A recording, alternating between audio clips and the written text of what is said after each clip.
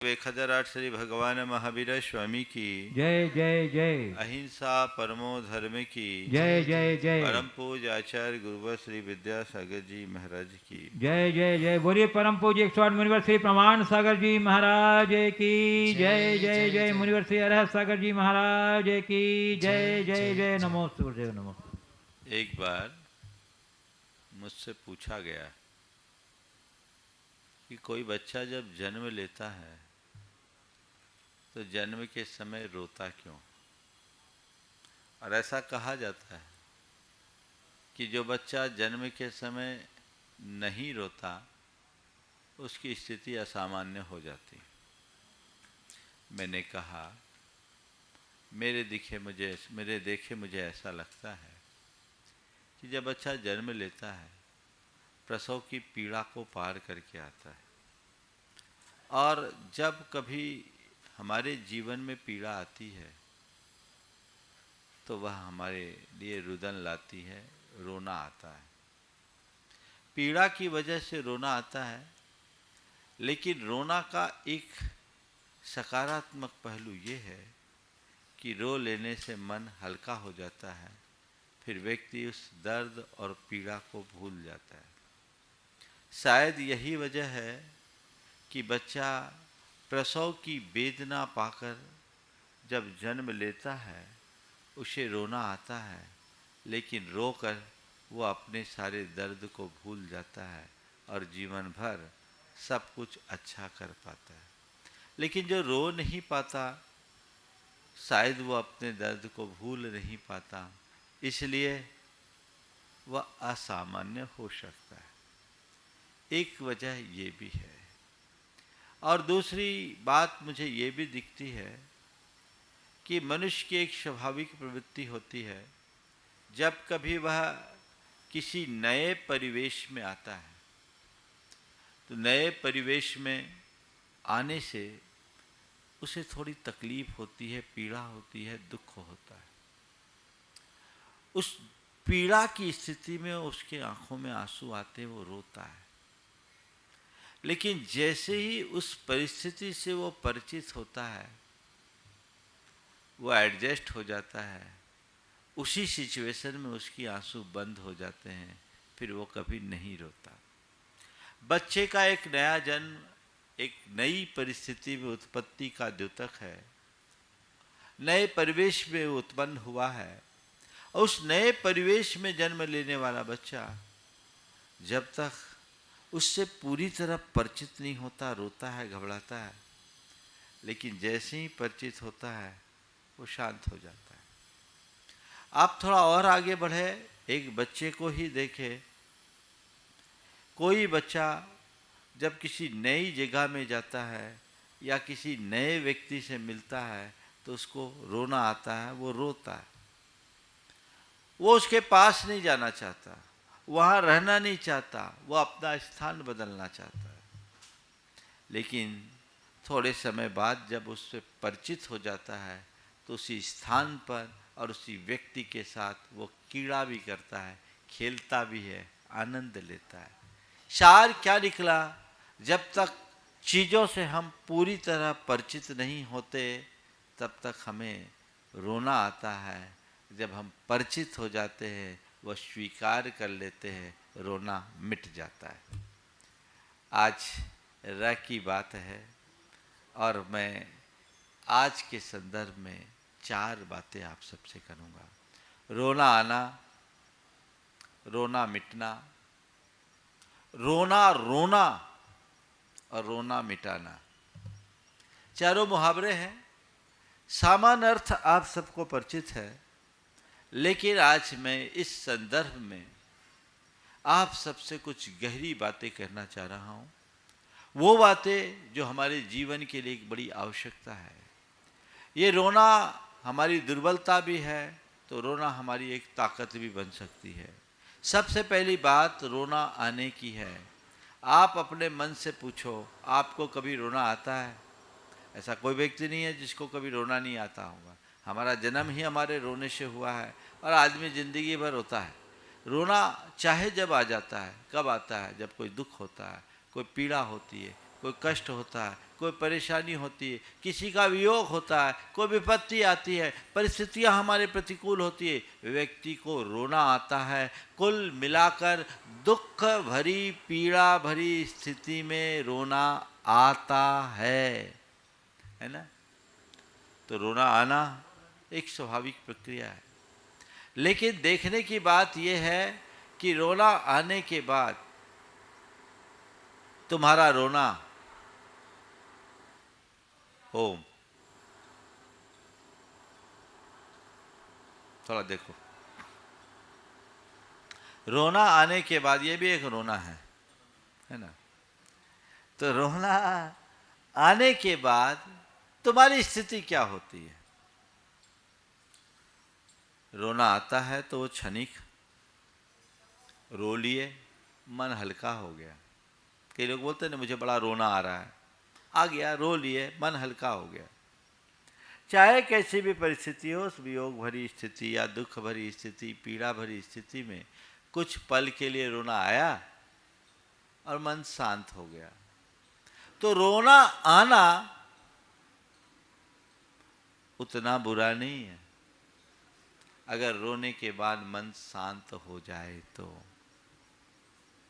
लेकिन रोते ही रहना अच्छी बात नहीं है। रोना आए तो रोना मिटना चाहिए। पहली कोशिश रोना आए ही नहीं, और रोना आए तो ठीक वैसे ही मिट जाए जैसे बच्चे का मिटता है। आपने बच्चों को देखा, पल में रोते हैं, लेकिन जितनी जल्दी रोते हैं उतनी जल्दी शांत भी हो जाते हैं। बच्चों का रोना बड़ा सहज होता है, पल में रोना मिट जाता है। किसी वजह से बच्चे रोते हैं, थोड़ी सी स्थितियां बदलती है, वो शांत हो जाते हैं।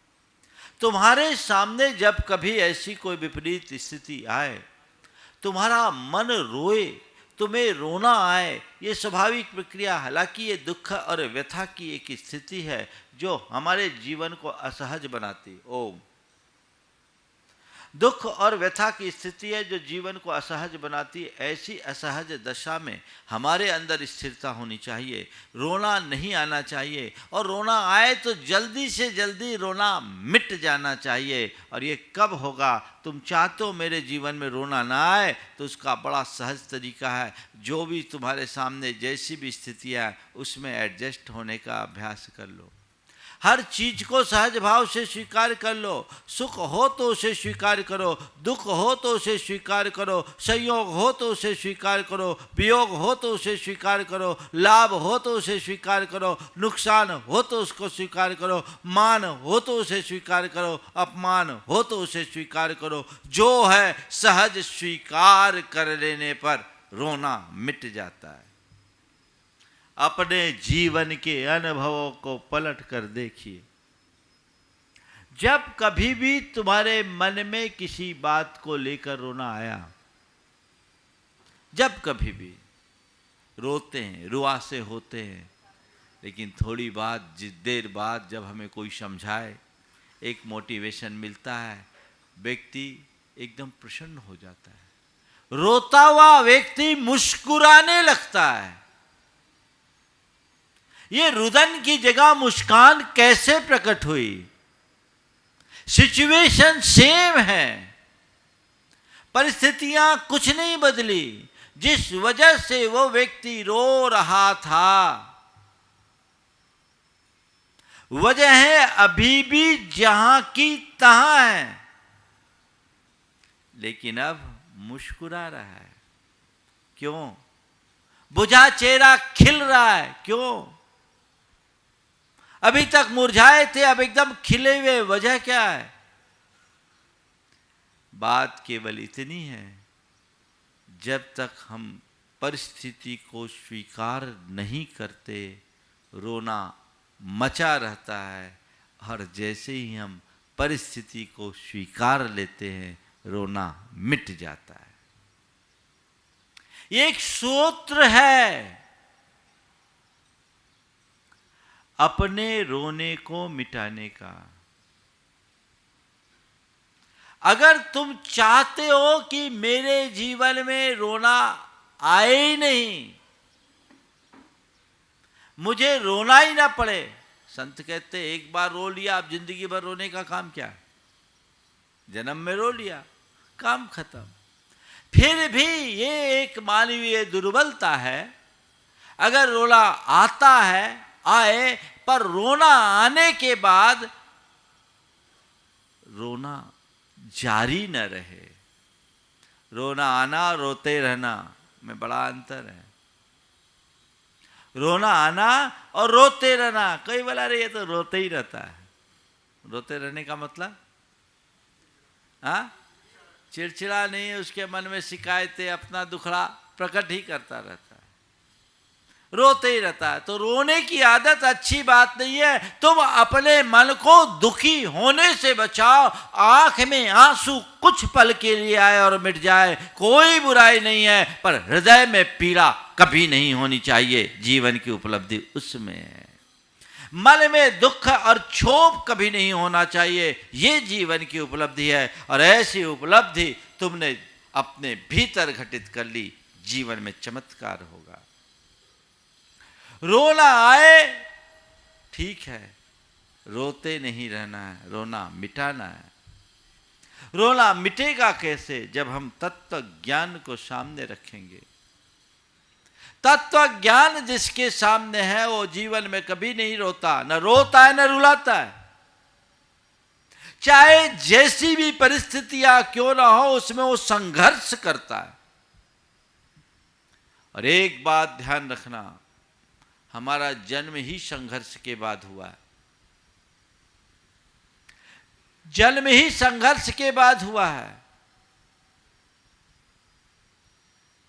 बिना संघर्ष के किसी का जन्म नहीं होता। कितनी जद्दोजहद करनी पड़ती है एक बच्चे को इस धरती में आने के लिए, कितनी प्रबल वेदना का अनुभव करना पड़ता है। इसलिए जीवन में कभी कोई वेदना आए, कष्ट आए, पीड़ा आए, घबराओ मत। ये सोचो मेरा जन्म ही इसके लिए हुआ है। कष्ट और दुख को कोई टाल नहीं सकता, पर कष्ट और दुखों की स्थिति में स्थिरता बनाए रखने की क्षमता तो हम अपने अंदर रख ही सकते हैं। चाहे कुछ भी हो, मैं अपने दुखों को सह सकूं, मैं अपने कष्टों को सह सकूं, ये दृष्टि अपने अंदर होना चाहिए। ऐसी दृष्टि बन जाए तो कभी दुख नहीं होगा, तुम कभी नहीं रोओगे। कुछ भी है, तत्व ज्ञान सामने रखो। 4 बातें यदि मनुष्य अपने ख्याल में रखे तो उसका रोना हमेशा को मिट जाए। क्या बातें? 4 बातें आपको याद रखना है। अगर इन 4 बातों की बात याद आप बनाए, जीवन में बनाए रखो जो मैं आपसे बोल रहा हूं, तो जीवन में कभी तुम्हारा रोना नहीं रहेगा। रोना ही हमेशा के लिए मिट जाएगा। सबसे पहली बात, आप कर्म सिद्धांत पर विश्वास करो। जीवन के यथार्थ को समझो, विधि के विधान पर विश्वास। पहली बात, मेरे जीवन में जो कोई भी संयोग हो, अनुकूल हो, प्रतिकूल हो, सुख हो, दुख हो, अच्छा हो, बुरा हो, लाभ हो, हानि हो, ये सब विधि के अधीन है, मेरे अधीन नहीं। इस सूत्र अपने साथ आत्मसात कर लो। बड़े बड़े महापुरुषों को भी विधि की मार झेलनी पड़ी है। पुण्य का योग होता वो हमें शिखर पर चढ़ा देता है, और पाप का प्रकोप आता है वो हमें गटर में गिरा देता है। एक पल में मनुष्य चढ़ता है और अगले पल व्यक्ति कहां रहता है कोई पता नहीं। विधि का विधान हमेशा हमारे ध्यान में रहना चाहिए। अंजना के जीवन को देखो, कितनी बड़ी विपदा आई और विडंबना। पेट में तदभव मोक्षगामी कामदेव हनुमान जैसे महापुरुष हैं। कामदेव जैसा जन्म पाने वाला महापुरुष कोई सामान्य नहीं होता, महान पुण्य पुरुष। लेकिन यह विधि का खेल कि पुण्य पुरुषों के जीवन में भी विपत्ति। अगर अंजना गर्भवती नहीं होती तो उस पर कोई विपत्ति थोड़ी आती। सारा खेल ही ऐसे निमित्त से हुआ। पति के घर से निकाल दी गई, पिता का दरवाजा भी बंद हो गया। पति के घर से निकाल दी गई, पिता का दरवाजा भी बंद हो गया। अब क्या करे अंजना? रोई, गाई, चिल्लाई, डिप्रेशन में गई। क्या किया? क्या किया? ठीक, रे कर्म तुझे खेल खिलाना है तो मैं खेलने को तैयार हूं। तू जैसा खेल खिलाएगा मैं वैसे खेलूंगी। मैंने कुछ गलत तो किया नहीं, पाप का उदय है, ये उसका प्रकोप है, आने दो। मुझे सब कुछ सहज रूप से झेलना है। उसने उस चुनौती को स्वीकार लिया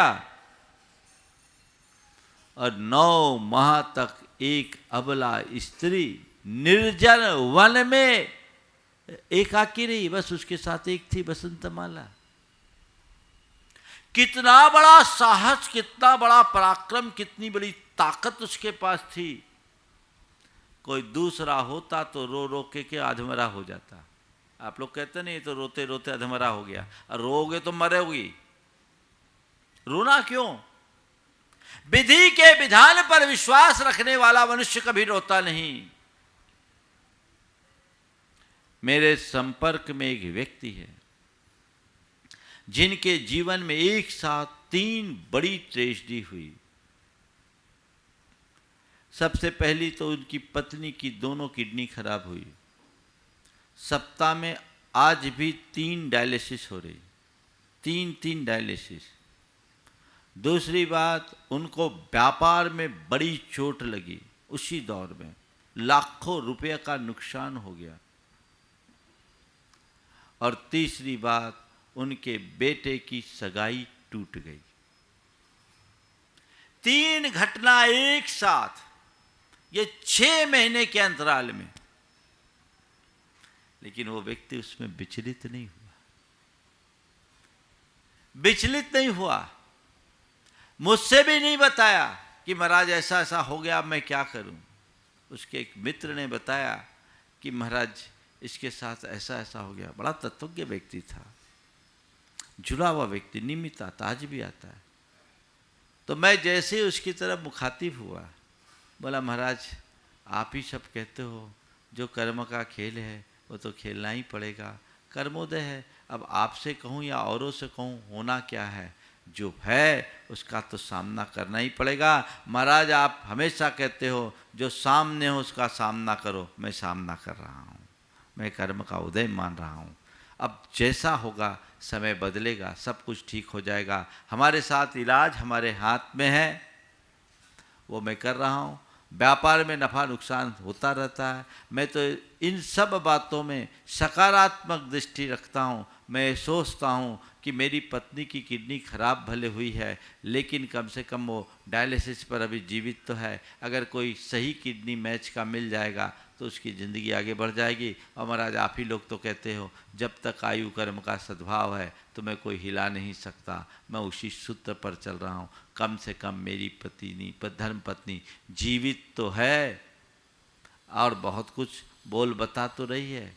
ठीक है, जो है उसको तो नकारा नहीं जा सकता, लेकिन इसको लेकर रोने से क्या फ़ायदा, ये उनके शब्द थे। व्यापार के नुकसान के संदर्भ में उस व्यक्ति ने कहा महाराज जी व्यापार में नुकसान हुआ, बेशक नुकसान किसी के लिए पछता नहीं, पर मैं तो अपने आप को इस अर्थ में खुश नसीब समझता हूँ कि नुकसान तो हुआ पर उतना बड़ा नुकसान नहीं कि मुझ पर कर्जा चढ़ जाए। आज नुकसान होने के बाद भी थोड़ा झटका तो लगा, पर मैं गड्ढे से ऊपर हूँ। महाराज आप लोगों का आशीर्वाद है, फिर खड़े हो जाएंगे, यही सोचता हूँ। जीवन में इतना कम कमाया और बेटे के जो सगाई टूटने के संबंध में उसने कहा, महाराज अब आजकल तो ऐसा चलता ही रहता है, ये मेरा दुर्भाग्य है कि एक अच्छा संबंध हुआ उसे मैं निभा नहीं पाया, पर मैं सोचता हूँ अच्छा हुआ कि अभी सगाई ही टूटी, अगर शादी के बाद कुछ और बात होती तो क्या होता। महाराज आपसे हम रोज़ बड़े प्रेरित होते हैं और आपकी बातों को हम पूरी तरह आत्मसात करते हैं, मेरे अंदर स्थिरता है। मैं आपसे पूछता हूँ, तुम्हारे साथ जब कभी ऐसी कोई स्थिति आए तो क्या परिणति होगी? रोगे, गाओगे, दूसरों को अपना दुखड़ा सुनाओगे या उसका सामना करोगे?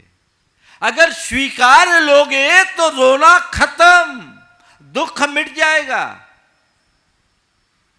तो पहली बात, विधि के विधान पर विश्वास रखो। दूसरी बात, हर पल हर स्थिति में सकारात्मक सोच रखो। और तीसरी बात, जो है जैसा उसे उस रूप में स्वीकार करो। जैसा है उसको स्वीकार करना है। अच्छा है तो स्वीकार करना है, बुरा है तो स्वीकार करना है। अविचलित क्यों? हम अगर इन सब बातों को स्वीकार करने में सक्षम हो जाए तो कभी कष्ट परेशानी नहीं होगी। जीवन में बहुत सारे ऐसे प्रसंग आते हैं जिनमें चीज़ें हमारे मन के विरुद्ध होती है, फिर भी हमें उसे झेलना पड़ता है, उसे स्वीकारना पड़ता है। आप लोग कहते हैं क्या करें भैया, मन मार के करना पड़ रहा है। कर रहे हो ना, तो मार करके क्यों पढ़ो? मन मार करके करोगे तो रोओगे और स्वीकार करके करोगे तो हंसोगे। अब तुम्हें तय करना है, जिसे करना ही तुम्हारी नियति है, स्वीकारना ही तुम्हारी नियति है, तो फिर सहज भाव से स्वीकार करो ना। मान लो कोई व्यक्ति बीमार है और उसे कड़वी दवाई खानी है, तो अब कड़वी दवाई खाना है, उसके अलावा कोई उपाय नहीं कि दवाई तो खाना ही है। एक व्यक्ति मुंह बना करके दवाई खा रहा है और एक व्यक्ति सहज भाव से दवाई खा रहा है, किसको अच्छा मानोगे? खा तो रहे हो तुम। अब जब दवाई तुम्हें पीनी है, खानी है, कड़वी दवाई है, उस कड़वाहट को झेलना तुम्हारी नियति है, तो मुंह बना करके क्यों लो? चलो ठीक है, ले लेते, थोड़ी देर की बात है, अभी दवाई खा लो, फिर मीठा खा लेंगे, हिसाब बराबर हो जाएगा, 2 घूंट पानी पी लेंगे, सब ठीक हो जाएगा। जीवन में घटित प्रसंगों के प्रति यदि मनुष्य इन बातों को थोड़ा सा स्वीकार करना शुरू कर दे तो कोई भी बात कभी गलत नहीं हो सकती। तो विधि के विधान पर विश्वास रख करके चले, चीज़ों के प्रति हमेशा सकारात्मक दृष्टि रखे और जो है जैसा है उसे स्वीकार करना शुरू कर दे।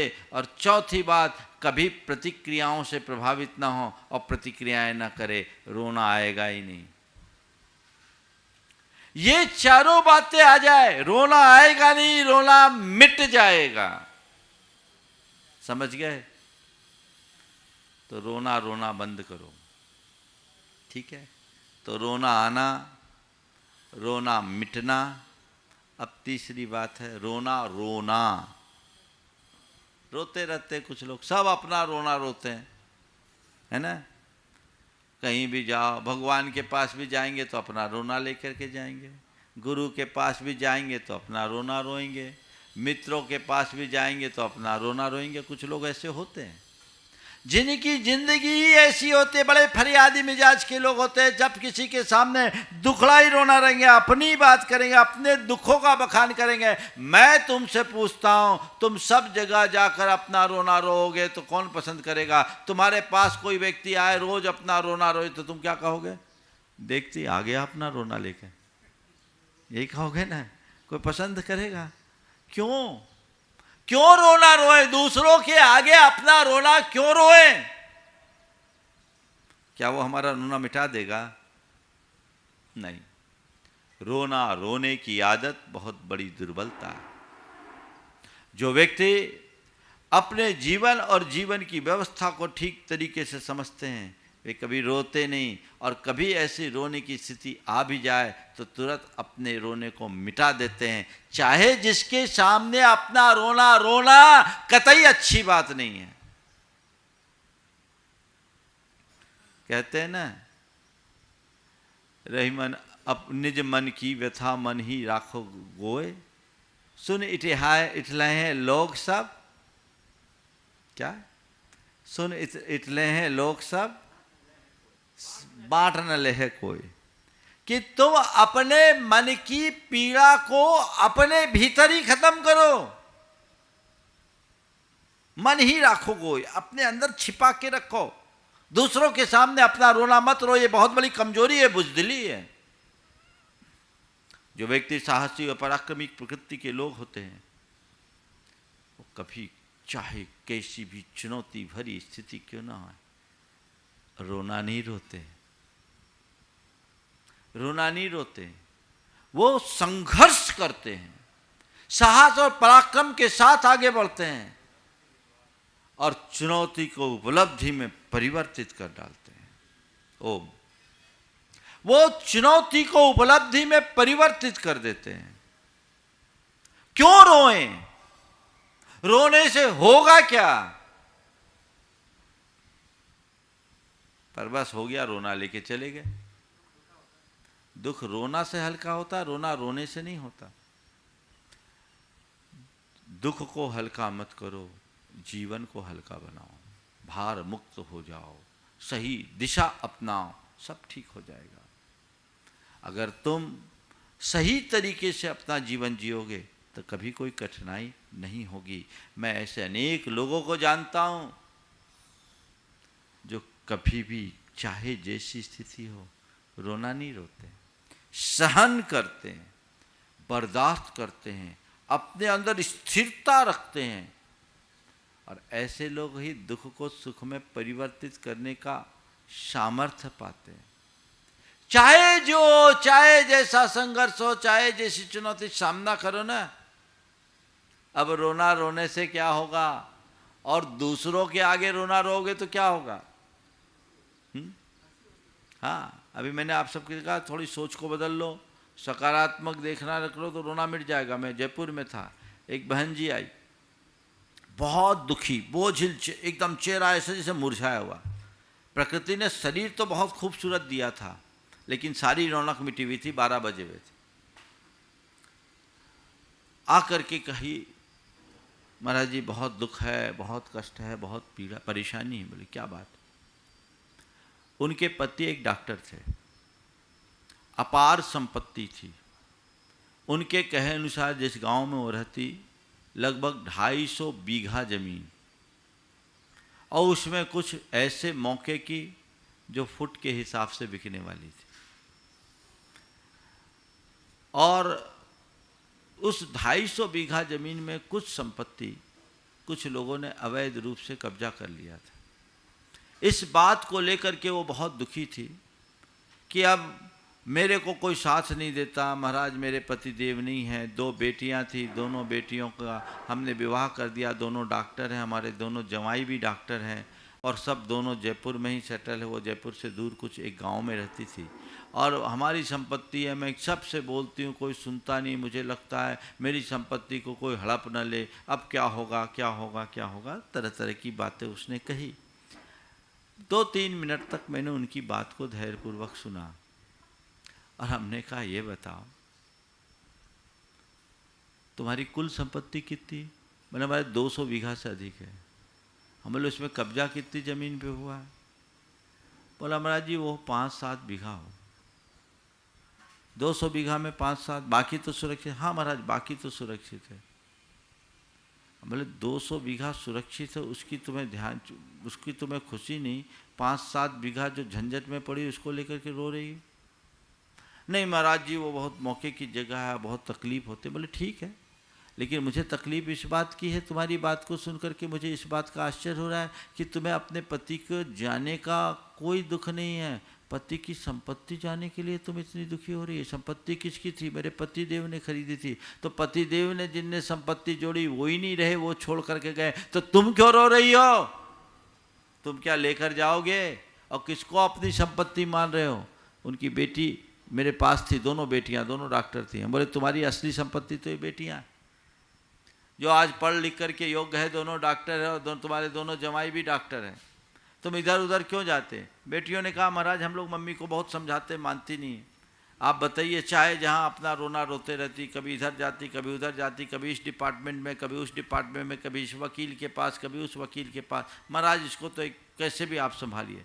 जब मैंने उनसे एक वाक्य कहा कि तुम्हारे पति के जाने का दुख नहीं, पति के संपत्ति का मोह है, तो पति के संपत्ति का दुख हो रहा है। थोड़ा सोचो तो सही, जब तुम्हारे पति तुम्हारी सारी संपत्ति छोड़ कर चले गए तो क्या तुम ले कर के जाओगी? जिसने जोड़ा वो भी छोड़ कर जाएगा और तुम भी इसे छोड़ कर के जाओगी। जो है उसे बचा लो, प्रयास करो, परेशान मत हो, तुम्हारे भाग्य में होगा तो हो जाएगा। और आजकल मैंने पूछा कब से उसमें कब्जा है? बोले 30 वर्ष से। हमारे तुम्हारे पति के सामने भी कब्जा था? बोले हाँ कब्जा था। तो उनने तो कभी तुमसे चर्चा नहीं की? बोले महाराज वो ध्यान नहीं देते, अगर वो देते तो ऐसी नौबत कैसे आती। हम बोले 30 वर्ष तक तुम्हारा पति उसे संभालता रहा, उसे कोई तकलीफ नहीं, और वो हमने क्या बोलते थे? बोलते थे ठीक है सब सेटल हो जाएगा, आगे कभी कॉम्प्रोमाइज़ होगा जब देखेंगे, बाकी है तो है ना। हम बोले बस इसी बात को स्वीकार लो, अपने मन को पलटो। जब मैंने कहा कि इस तरह का रोने से कोई फ़ायदा नहीं, तुम कल इस डिपार्टमेंट जाओगे, परसों उस डिपार्टमेंट में जाओगे, और नतीजा क्या निकलेगा? महाराज लोगों ने फर्जी कागज़ बना लिए। हम बोले बना लिए तो बना लिए, जो बचा उसको ध्यान में रखो, बाकी के लिए दिमाग लगाना बंद कर दो। मैंने उसे समझाया, एकदम रोनी सी सूरत लेकर आई थी, धीरे धीरे देखते देखते मुस्कुराहट आ गई, और मैंने उससे कहा आज के बाद किसी के सामने अपना रोना मत रोना। रोना रोगे तो कुछ नहीं होगा, और ध्यान रखना ये दुनिया है, सब अपना रोना रोते हैं। ये दुनिया है, सब अपना रोना रोते हैं और अपने लिए रोते हैं, किसी और के लिए नहीं। एक की धर्म पत्नी मर गई, वो बहुत दुखी था, फूट फूट के रोया जा रहा था। धर्म पत्नी मरी, बहुत दुखी था, फूट फूट के रोया जा रहा था। और जब पत्नी के वियोग के बाद रो रहा था तो आसपास की मोहल्ले भर की महिलाएं इकट्ठी हो गई। बोले क्या बात है, साल भर पहले तुम्हारी दादी मरी तब तुम इतना नहीं रोए, 6 महीना पहले तुम्हारी माँ मरी तब भी तुम इतना नहीं रोए, तुम्हें तुम्हारी अपनी पत्नी से कितना प्यार की, घंटों भर हो गए रोए जा रहे हो। आखिर पत्नी से ऐसा कैसा प्यार था? उसने कहा प्यार व्यार की छोड़ो, दादी मरी तो मोहल्ले भर की दादियाँ आ गई, बेटा क्या हुआ? दादी चली गई तो क्या हुआ, हम तो हैं। माँ मरी, मोहल्ले भर की माताएं आ गई, बोला बेटा चिंता मत कर, माँ मरी तो क्या हुआ, हम तो हैं। पर पत्नी मरी, 3 घंटे हो गए अभी तक एक भी नहीं आई, एक भी नहीं आई। सब अपना रोना रोने वाले, ये संसार है। इस संसार में फंस करके क्या पाओगे?